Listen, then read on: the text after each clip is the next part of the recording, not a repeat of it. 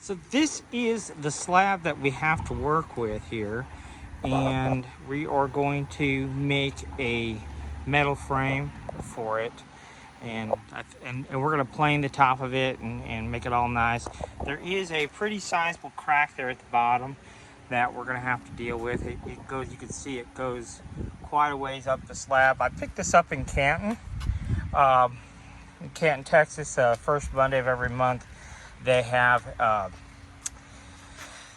big flea market there in Canton, and we were there well, maybe a year or so ago, and I picked this slab up.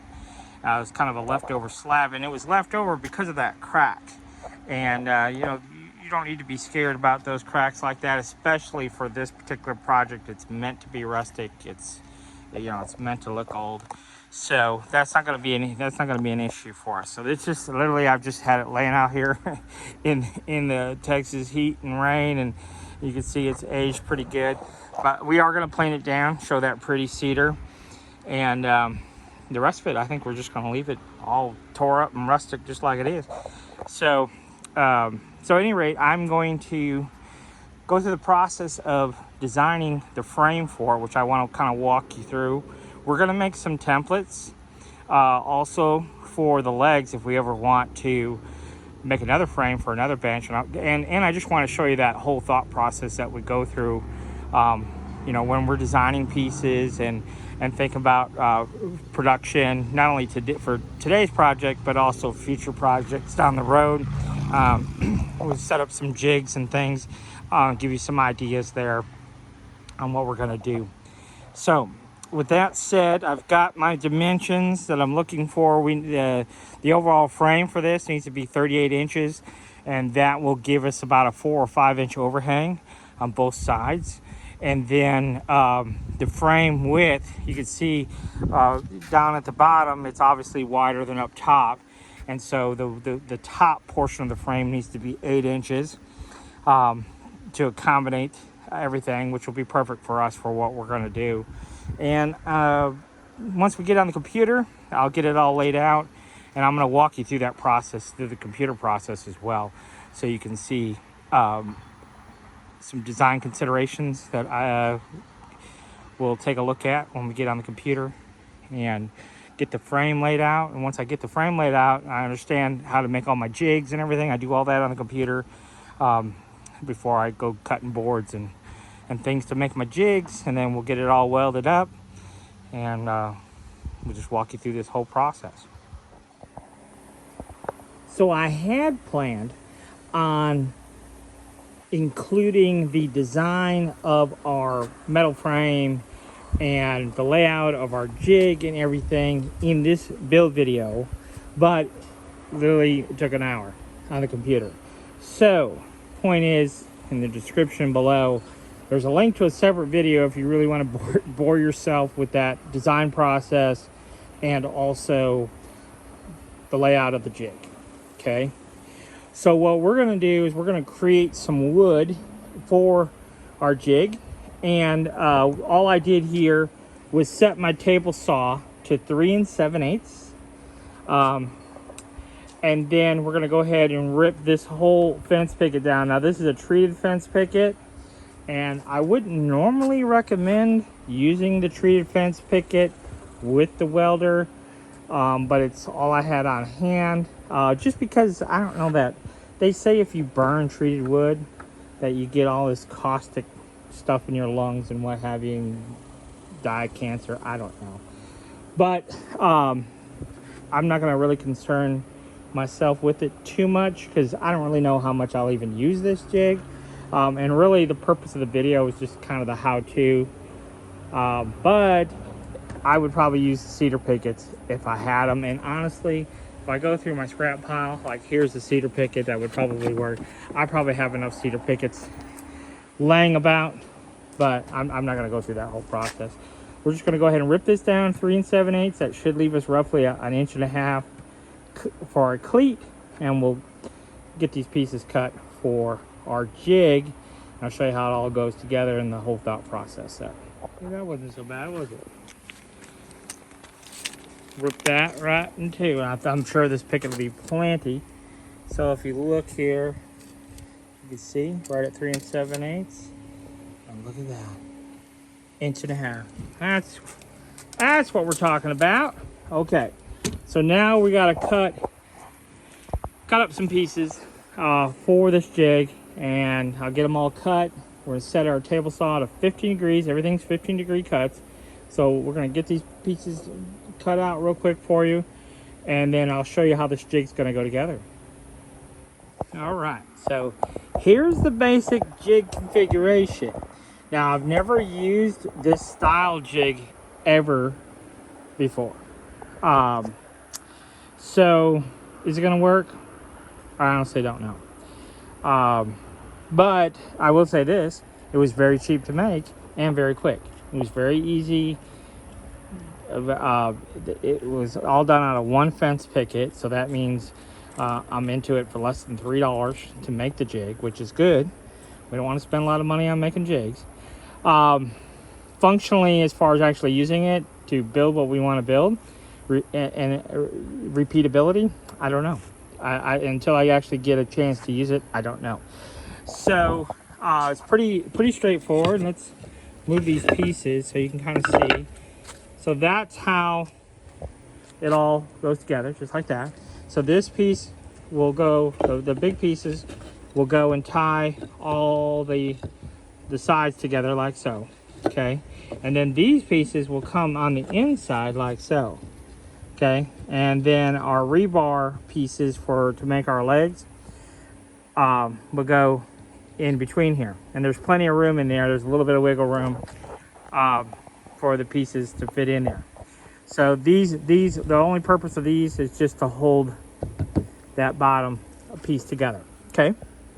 So there is one thing that's real important though, is the outside pieces are not relevant. Their only purpose is to hold the frame together. That's their only purpose. And we're just gonna probably use a little bit of wood glue, some 1-inch nails, and our good old-fashioned Ryobi cordless stapler. Pop those together. We could use brad nail or whatever. So that's probably what we're gonna do. We might even reinforce it later with some screws if my jig works out good. But the main thing here is these two pieces have to be at the same distance from the top. So that is one critical dimension that we do need. Now, it doesn't really matter, you know, if it was shifted up like that, or it's just whatever the dimension is, it has to be the same. That's the only thing, that it just has to be the same. Okay, so we're going to draw a line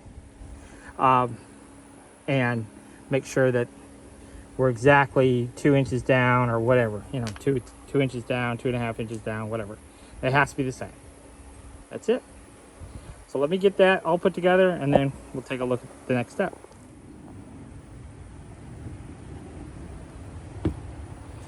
A little bit of wood glue.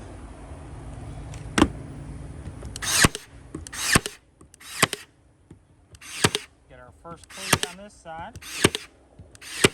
Then we're going to move over here. Same thing. A bit of wood glue. Our longer cleat on.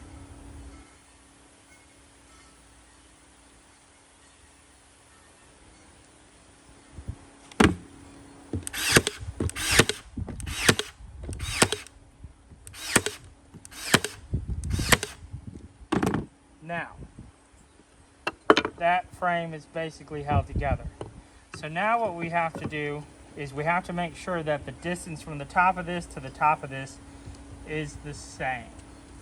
And the easiest way to do that is we'll find a small block of wood. This will work. So we just have a piece of scrap, and what we're going to do is we're just going to run this up to the top here, and on the inside we're going to make sure that cleat lines right up to the inside of this edge, so it's all aligned. And now we know that that is going to line up perfectly. So we'll go ahead and drop in some glue. Let's see how far that comes down, just a little bit farther.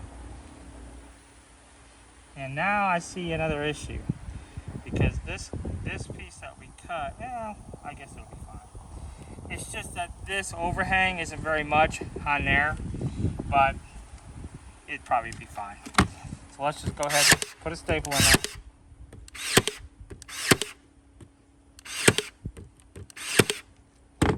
For what we're going to be doing, using this jig for, it should just be just fine. So we're going to come here, we'll drizzle there, and we're going to do the same thing. So we're going to use that as our spacer, and we're just going to pull that up. And again, this is going to be right in line there. Go ahead and drop this in.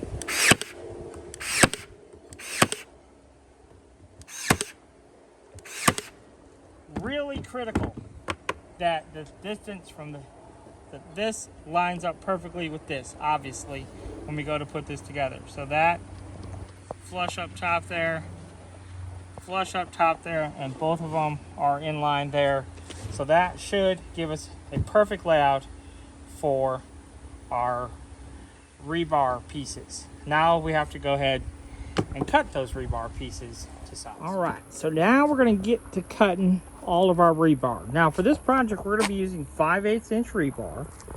And this to me is like a big deal. This to me was a big tip for me. Just to me, it just works out really good. I've never seen it demonstrated anywhere. So I'm going to try and demonstrate that to you. But what we've done here is just taken some random sticks. That's why I save all of that junk for this type of thing right here. And it just, so I don't have a fancy metal chop saw, okay? And honestly, even if I did, I almost think I would still use this process. So rather than mark each piece of steel, because what I was finding is I was marking the steel, and I was taking my grinder and cutting it at the mark, and my pieces were not at all consistent, a consistent length. And I'm not sure if I had a metal chop saw, if that would help me significantly or not. But what I have found out with this method I'm about to show you, I have been able to cut exact consistent pieces every single time. So what I've done is I've taken from the plans all the different pieces of our rebar that we need for our metal bench frame. And I put it right here on the wood, 15 3/8 times 5, and I've done that to both sides. So now that I have these pieces, when I'm done with them, what I usually do is I drill a hole and I string them together. I've got these like almost like a big keychain loops. They're like 4 inches in diameter. They're big, so they can hold all these pieces. And it'll go right through all these pieces. I keep all of them together, so the next time I want to build a bench frame or utilize these pieces for something else, maybe a coffee table, whatever, I've got these pieces ready to go and I can use them. Okay, so I've got the number of pieces I need, and the dimensions are not really relevant, but I did put all the dimensions on there, and like I said, it is marked on both sides, so we're good to go. Okay, so what we're going to do, I'll just show you this real quick. We're going to come over here, and you see it says 8 inches. So we line up our block, obviously, with the end of our rebar, and then I can come right here with my grinder right along that 8-inch piece and make me a good score line. And then I'll kick that out of my way and go ahead and cut it all the way through. And that has really helped me not fiddle with marking the steel, number one, because I've already got all the piece. I just set the piece down. Okay, I need 2 8 inches. Boom, cut it. Boom, cut it. Grab the next piece, and so on. So it's quicker that way. But I just feel like I get a really accurate cut by having that guide right along. I can set this grinding blade right along that piece of wood there and get a perfect exact 8 inches every single time. Okay, so we're gonna go ahead and cut up some rebar. Right, so we've got our block lined up with our rebar, and I'm gonna come right along the edge here of my wood with my grinding wheel. Actually flip this around, I think.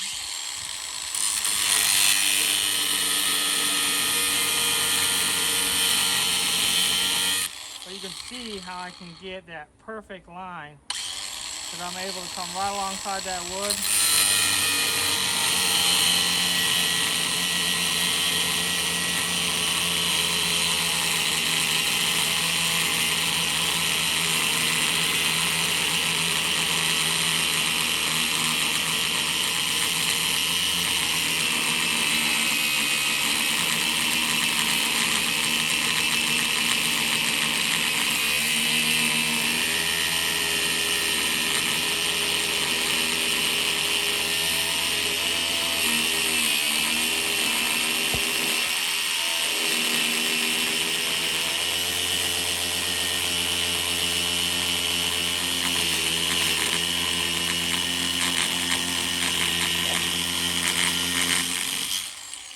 And when you've grinded enough, when you get good at it, I go ahead and you can see all these cut lines on my plywood. You can kind of feel when you're getting close to the end. Boom. You just nick your plywood a little bit so you've got that constant support. And so we just move that up, line her up. But I think you can see how that by having that board there, you're able to get perfect, exact and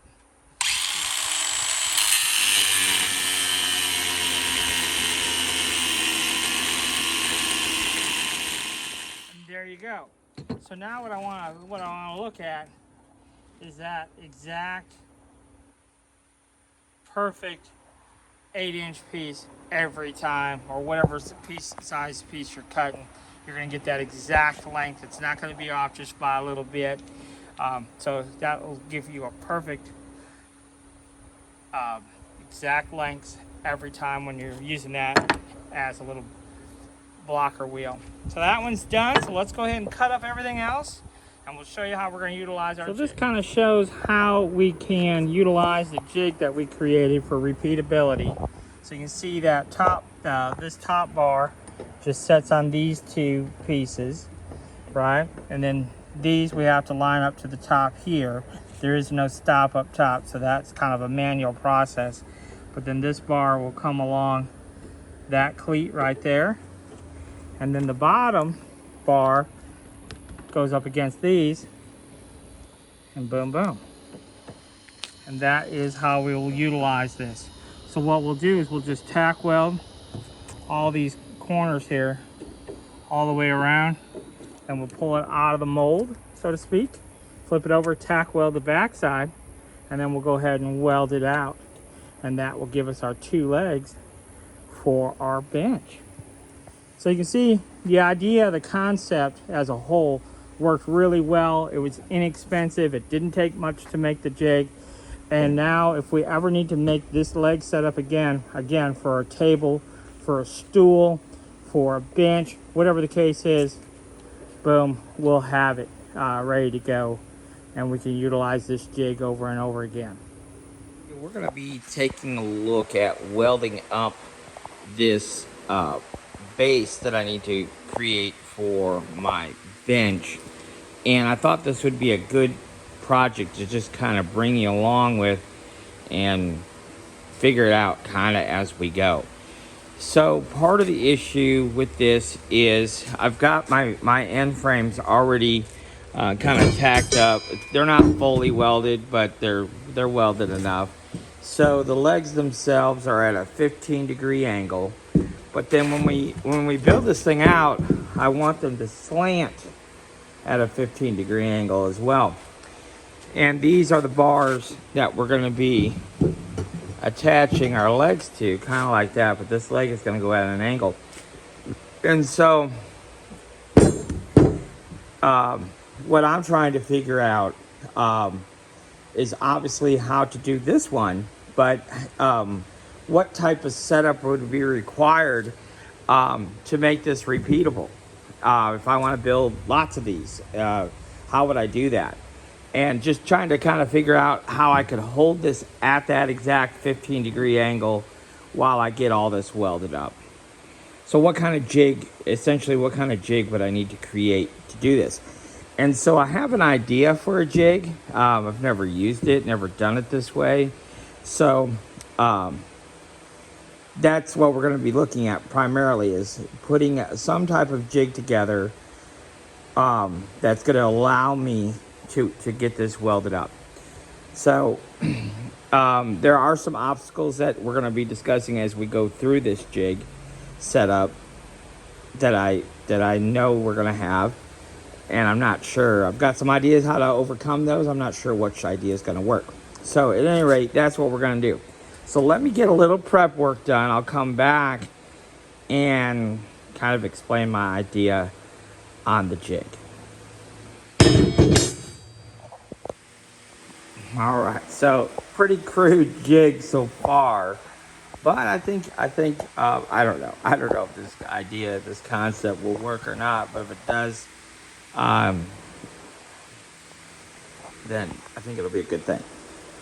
So what I did was I just have a straight edge here. Now, I'm not overly concerned that this is square to the table. My table is a very crude, primitive work table anyhow. I don't know that these edges would be all that square.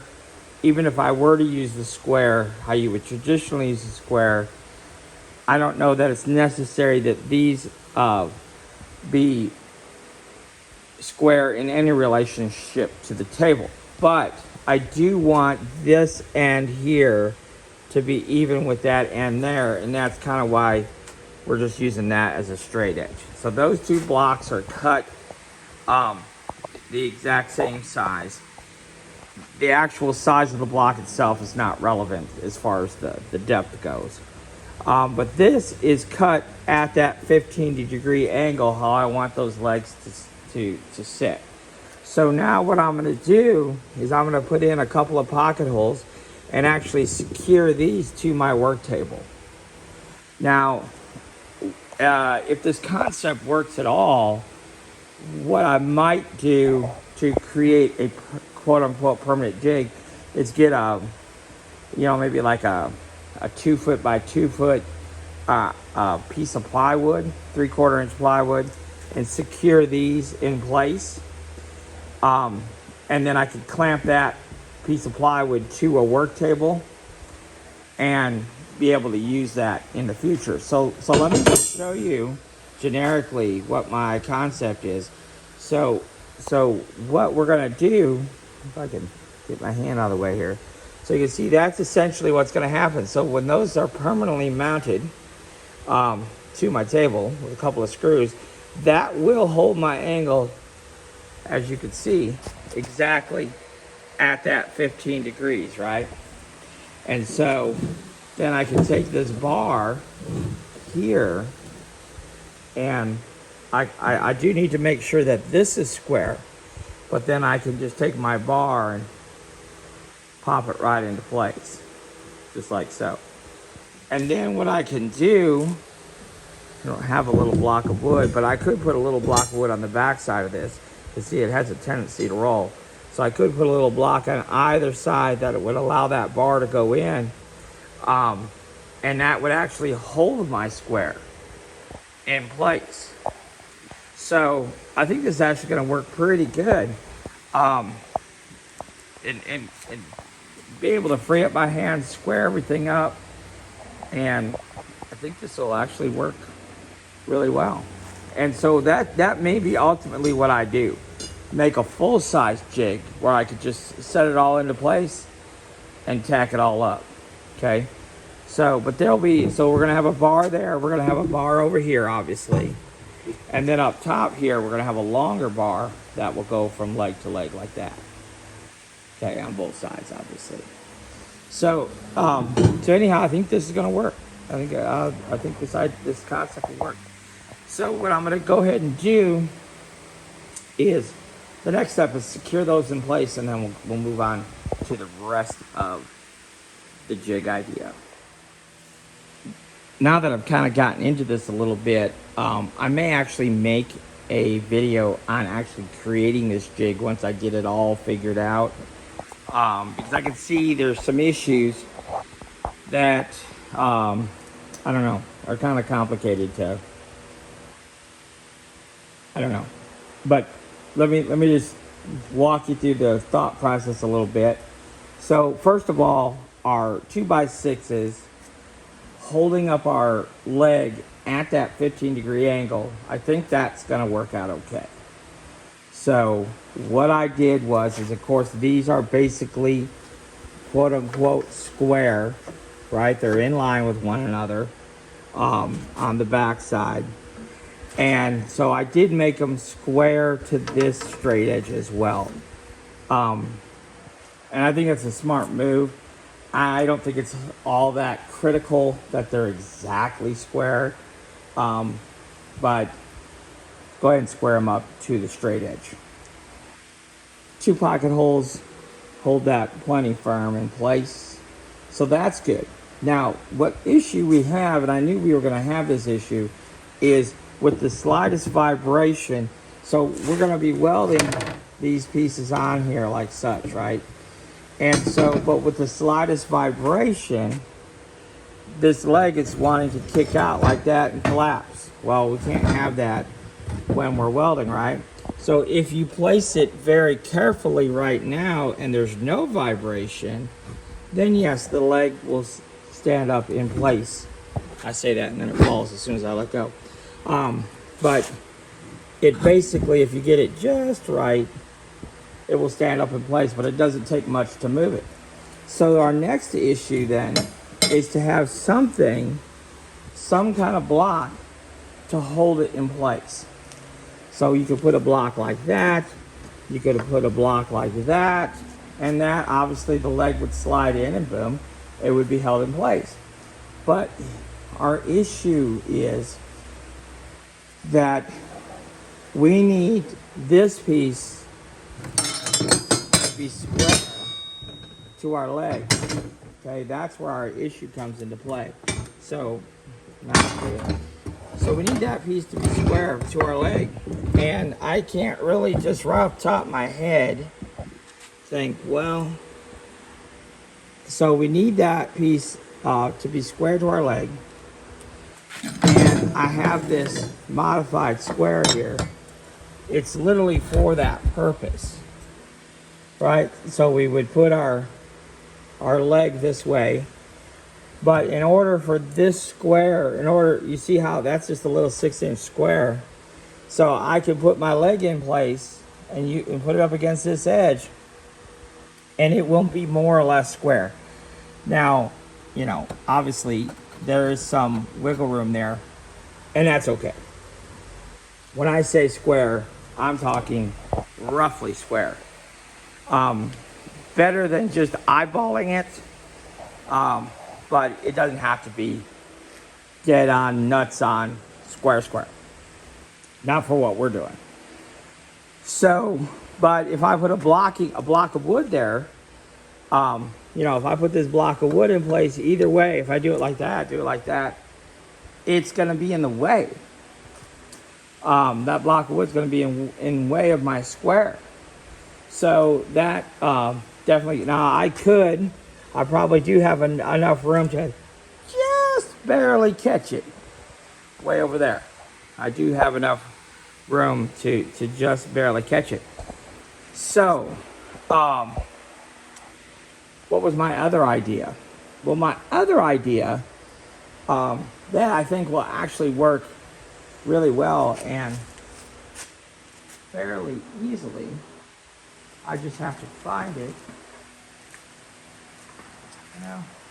Can't seem to find them just dead off on. That's how it always is though. When you need it, you can't find it. But essentially what it is, it's a little plumbing strap, a little metal strap that'll come over here and hold this, and I can just run a screw down and hold that permanently in place. And that metal strap is thin enough that I don't think it's really gonna get in the way of my square. Not like that block of wood will. Another idea that I had to solve this issue of holding that leg was just to take a thin strip of duct tape, wrap it around the leg, and literally stick it to the table. That Gorilla Tape is incredibly sticky, and that would definitely do it. Just, piece of duct tape that wide, wrap it around, have a tail, and put it there. Or just need to tack weld it. So you know, we're welding out here. Our tape is going to be here. I don't think that much of the would get that hot where that duct tape would fail very easily. Like I said, we're just going to tack it. So I don't think it'd be a huge deal. And so that's probably where I'm going to start, because I do see my duct tape. So you see my duct tape? Boom, right there. I'm just going to take half of that, wrap it around, and stick it to it. And I really think that would get it done. So let me get that set up, and then we'll take a look at our next step. So here's where we're at. You can see what I did here. That piece of duct tape is putting some pressure. I kind of used it as a strap, and then these are just little extra supports, and you know, that is pretty secure. So I think that will work. And you can see that joint that we're going to fill in, where we're going to connect those two. And then the distance from here to here, from inside a rebar to inside a rebar, 7.5. And then I did use my square, right? So you can see here, yes, that tape does interfere with our square a little bit, but again, when I say square, I'm saying roughly square. Doesn't have to be dead on nuts. You know, we're not building a skyscraper. It's just a little bench frame. So it's square there, and then of course, so what I did is I squared it up. I put that piece of bar there, squared it up to the bar, and then just to the outside, I just took a piece of scrap. I got 2 staples holding that. It's plenty secure. And then, just as a afterthought, I put the one on the inside loosely, so this, you know, fits. You know, you can pull it out and stick it in there real easily. But that will totally hold it. So we don't have to worry about that. And then basically repeated the process on the other side. So when I put that up, again, roughly squared that up, put that blocking to the outside and a little block to the inside. And that too, you know, can come in and out very easily. And the jig. So everything's lined up here like we want it to be. And then down here, I just verified that was the same 7.5 is up there, and it is. So now it's just a matter of tacking that together, flipping that whole unit around, and then doing the same thing with the other set of legs. We don't need this same thing set up down here necessarily. We could just flip it around, use that same side for this other set of legs. So that's what we're going to do next. We're going to go ahead and tack that up, and then flip it around and get our other side of our legs on. So before I start tacking this up, let's talk a little bit about my welding setup. What I have here is a Lincoln Easy MIG 140. So it's just a 110 unit, plugs into the wall. And I have always, any welding I've ever done, I've always used the max setting on it. And the wire feed is somewhere between 2 and 3 on the wire speed. I am using 5/8 rebar. So I have it turned down a little bit. Sometimes when I'm doing 3/8 rebar, or even 1/2 inch, then we would typically use a little bit faster wire speed. Basic welding gloves. And then this is just a cheapo Harbor Freight. I think it's like 40. I got a couple different styles there, but it's like $45. Auto darkening hood. So it, you know, certainly does the job quite well actually for what we do. And then what I did here, I do a lot when I'm welding. So obviously we need our ground wire connected to something. And so I just use this little stick here to hold my ground. And then I just cross, you know, the piece I'm welding, and you know, that takes care of my ground for my welding. And I could just take the ground wire and connect it to my legs, hang it off my legs or something.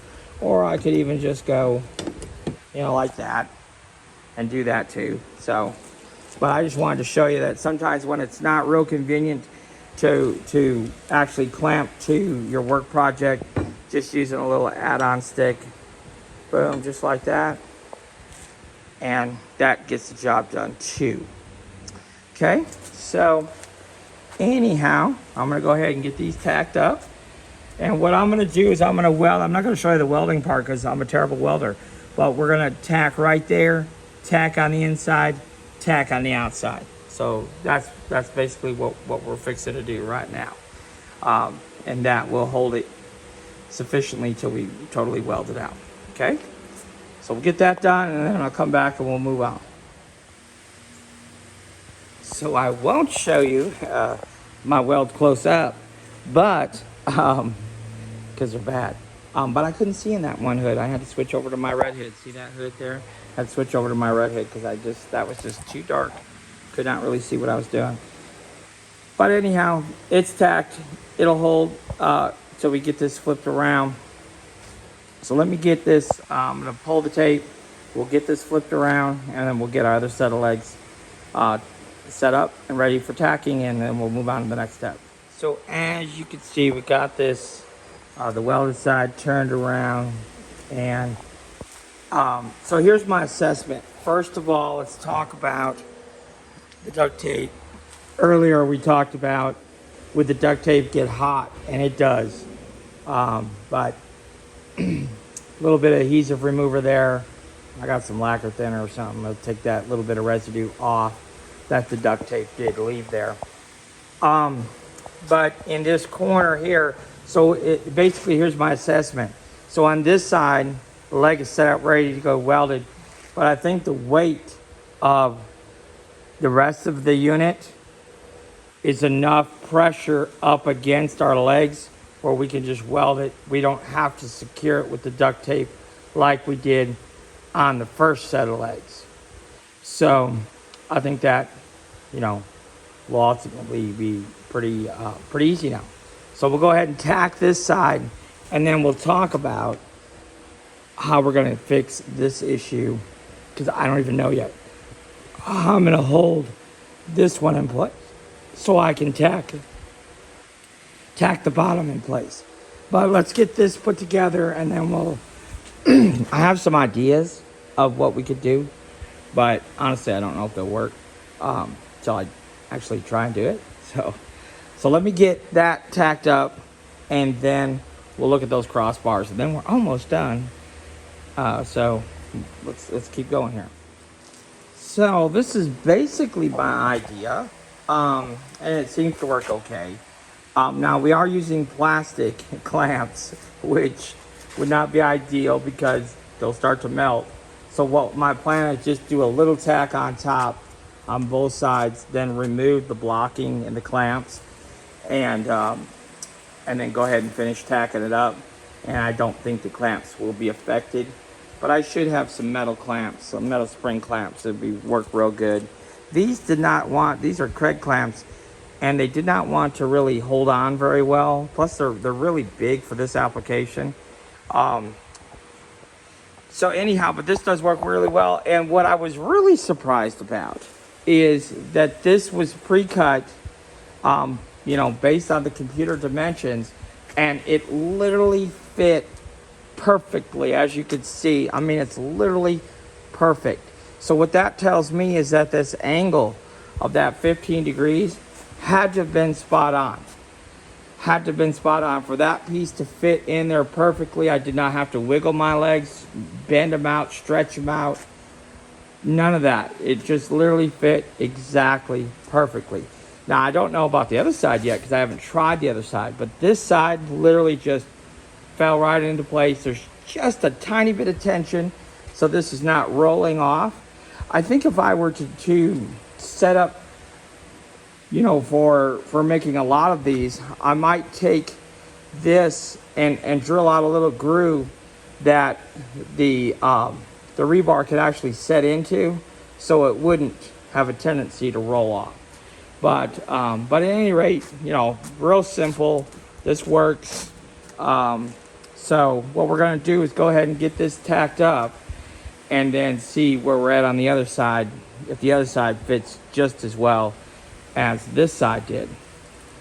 So let me go do that, get that tacked up and in place, and then we'll look at the other side.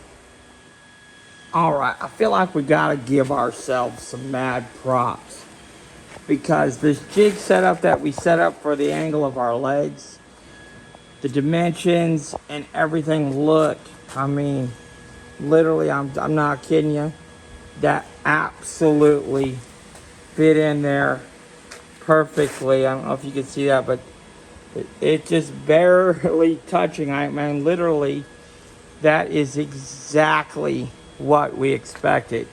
So I just set that piece in there. I did not adjust my legs at all, and it literally just fit in there perfectly. So what that tells me, the fact that it fit in there so perfectly without any adjustments or anything, is we're all squared up.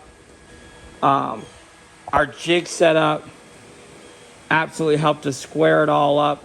I have built some of these without jigs before, and I can tell you from experience, it did not come out all squared up, and in some cases it was quite obvious. So let me just grab my square where it wasn't square at all, but I did not previously check this.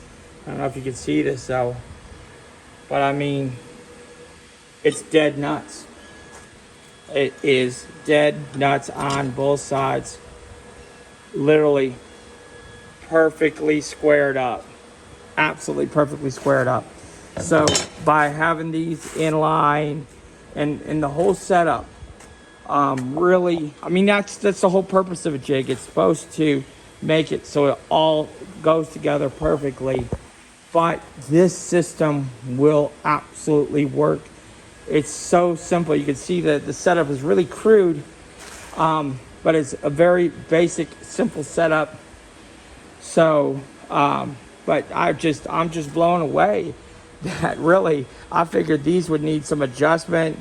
I would need to, you know, pull it in or push it out or something, but it literally just laid in there so absolutely perfectly. So that's it.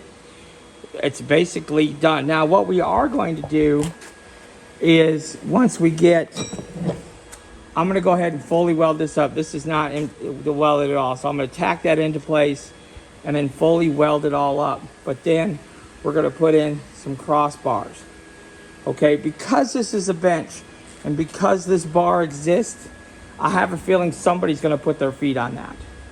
And while 5/8 of an inch is pretty thick, it should definitely hold the weight of an adult leg and foot. Just for some extra support, I just want to run 3 of these in here. Boom, boom, boom. So I just want to run 3 of them in there, just to make sure that it'll all give it a little bit more support. And the other thing that those do, if they do want to put some boards across the bottom for a shelf, that will also help support that shelf as well. Okay, so let me go ahead and put that in. We'll get her welded up, and then we'll move on to the next step. So this is that quick and dirty solution. So this bar here is 45 inches. I think it's technically 45 3/8. I believe that's the official dimension, but we're going to call it 45.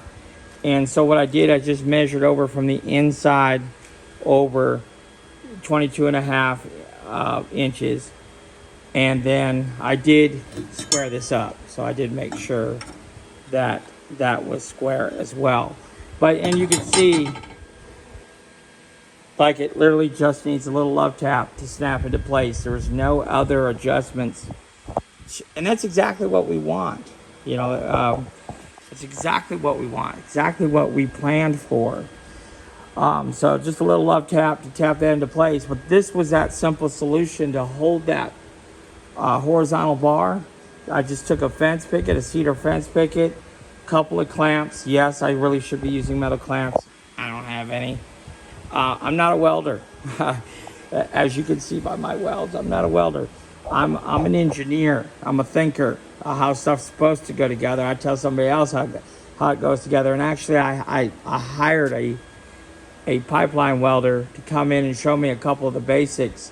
And he was quite good. I mean, he was a welder. He knew exactly what he was doing. But could take my ideas and run with them, you know. So at any rate, but this is, you know, in the construction of this, you don't see a lot of YouTube videos on how it all actually really goes together. And this is a really simple solution to hold that bar where I need it to be held. You can see over here, you know, it's held exactly where I need it. You know, it's flush. It's held here. I got to tap it in, but that board will keep it in position long enough for me to get that tacked. So what I'm going to do, put one in the middle, and then I'm going to find the distance between here, which would be 11 1/8, and put one in the middle of that. Okay, so that's what I'm going to do. Then I'll just slide this board over and put one at 11 1/8 and 11 1/8, boom, right there.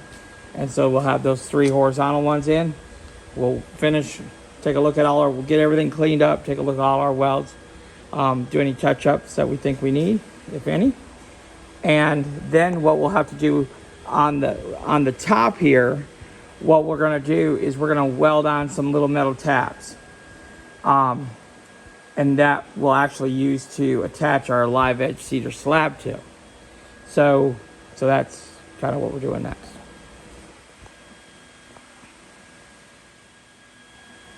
So you can see we got that first horizontal bar tacked into place. We measured out for our second horizontal bar here. And you can see it does fit in there nicely. There is, let me just, hear that? Tiny little bit of movement there from side to side. Not much. And that could have been in my cut of my horizontal bar. These could be sprung a little, but it's very minute. It's within tolerance. We can fill that in very easily with our weld. So we're good. We're good to go. So we're going to go ahead and get that one tacked in and that one tacked in. And then we'll come back to you.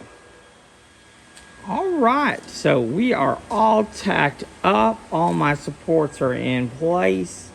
So now it's just a matter of going through, finish welding everything, and then we got to work on our slab. Or well, actually, we do have to add our tabs. So we do have to do that yet. But I'm going to finish welding it all out. Then we're going to come in here and add our mounting tabs for our bench top. And then this will be more or less a wrap. So let's go ahead. I'm going to go ahead and finish welding it out, clean up all the welds. And then when I get ready to put the tabs on, I'll find the tabs. I got to find them. We'll talk about those when I find them and show you how those go on. All right, so I did find my clips. Now these are 3/8 inch clips. I think I found these definitely in the electrical department. I wish I had original packaging. I don't know what they're called, but they're 3/8 inch. And so you can see we're using 5/8 inch rebar here. So you see that clip fits nicely right there. And we're just gonna tack weld on either side of, we're just gonna tack weld on either side here. So I just take my hammer and just tap it on there and boom, there you go. So it just stretches it out a little bit. We'll put a tack weld on either side of that, and then we'll have something to attach our bench top to. So we'll go ahead and get that done. I got to flip this over, and then we'll put those on, and we'll be good to go. Well, there we go. So we've got all our tabs welded into place there. I wound up using 10 of them total, and that is our live edge slab. Our next step now is to clean up the top surface. So I'm gonna flip it over. We'll take a look at what we're gonna do to the top surface to finish this one off. fixing to make a big old mess here. So as you can see, it's the top of our bench. Now we do have a split here, right here. And honestly, the way the bench is put together, those two pieces are already screwed together. So I don't really think it's an issue, but I am gonna put a metal mending plate underneath it, just in case we did have any issues down the road. I'm gonna put a plate going, probably maybe 2 or 3 plates all along the center of this. But I don't really think, I don't think it's really necessary. The customer does want it rustic, so this slab place, it's literally laid around here for at least a year outside, just sitting here. So, but what we're gonna do is we're gonna plane it down with my trusty cordless Ryobi planer, and I'm telling you guys, this is something you want to invest in, because once you see the final result, you're gonna love it. And it's just it's very, very quick. I mean, I imagine it'll take probably 10 minutes to make this board look brand new. And I've got it right here. Probably can't see it, but it's the 1/64th setting. So I'm going to take off very, very little at a time. And I just want to clean that back up to pretty looking cedar. So you'll see how this all goes together. Once I get it planed, I'll show you some shots of that.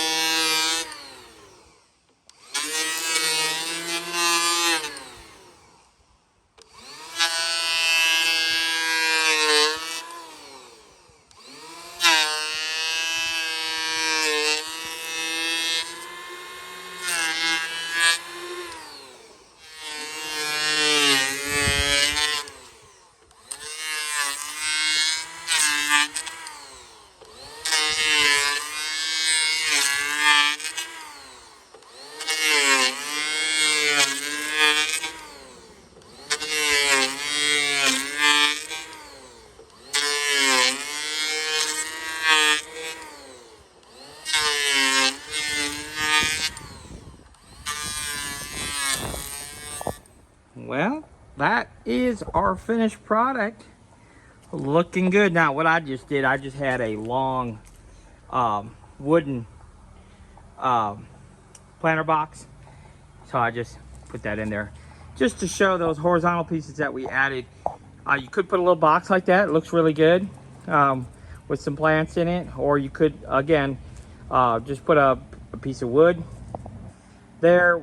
Really, whatever you want to do. And you can see how beautiful that top planed out.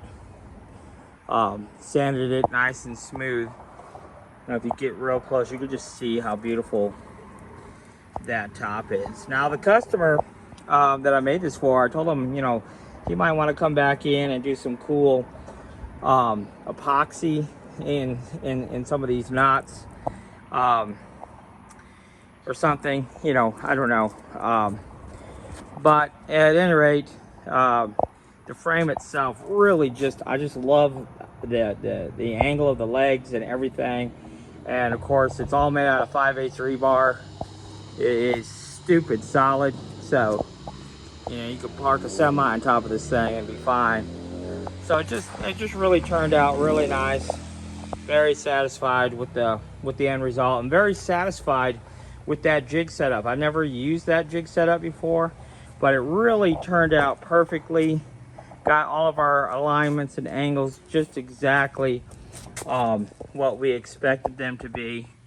So it just really turned out nice. So that is the finished product, guys. And I hope you enjoyed this video and learned with me along the way different ways to tackle if you're producing these frames you know in a mass quantity. And the same thing can be done for end tables or anything really. So but anyhow, that's it.